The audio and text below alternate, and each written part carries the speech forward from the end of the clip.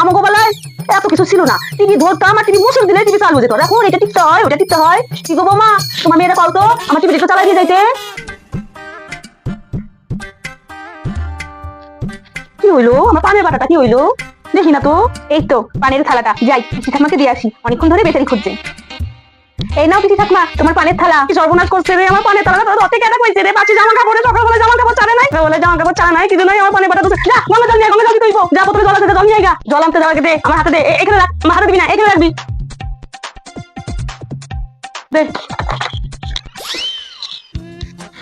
চশমাটা কইরা যাই। চলুন পিসিমা খেয়ে নেবেন, মন থেকে কইতাছো না ওপরে ওপরে দেখাইতাছো? আদর খায়া যান খায়া যান, ভেতরে তোমার তো ইচ্ছা করতেছে না যে বুড়িটারে খাইতে দিই। 10টা বাজে গেছে, এখনো সকালবেলা খাওয়াই জোটে নাই। বলছি কি পিসি চলুন বাইরে চলুন, যা শীত পড়েছে, চলুন আজকে আমরা সবাই মিলে ছাদে খাবো। কি কইলা? ফাঁকা জায়গায় ভাত খাইতে বসুন, হাওয়া বাতাস লাগবো, ওই খাবার খাইতে যাবো পেট খারাপ হয়? তুমি ভালো বুদ্ধি করছো, যাতে আমি মরে যাই পেট খারাপ হইয়া, তাই না? না না পিসিমা তেমন কিছুই না। না না আমি বাইরে খাবো না, তুমি আমার এখানেই খাইতে দাও। আর শুনি তোমার মাইয়াটা কোথায় গো? ও তো ওই খাটে খেতে বসেছে। খাটে? কি ঘরে খাটে বসে খাইতেছে?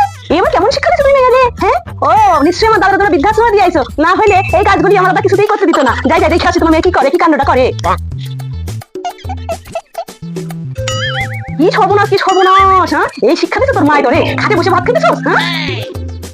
হ্যাঁ, এই জীবনটা বিছানা রাখলি কেন? এই বিছানার মধ্যে তুই জীবনটা রাখলি, এই চাদরটা খাটের মধ্যে রয়েছে, খাটটা আবার ঘরের মেঝেতে লাগিয়ে রয়েছে, এই ঘর পুরোটাই এটো করে দিলি। তখন বাড়িতে থামু যাইতো না, আমিও তো যাই, মনে হয় তো দাদুর লগে বৃদ্ধাশ্রমে থাকতে হইব।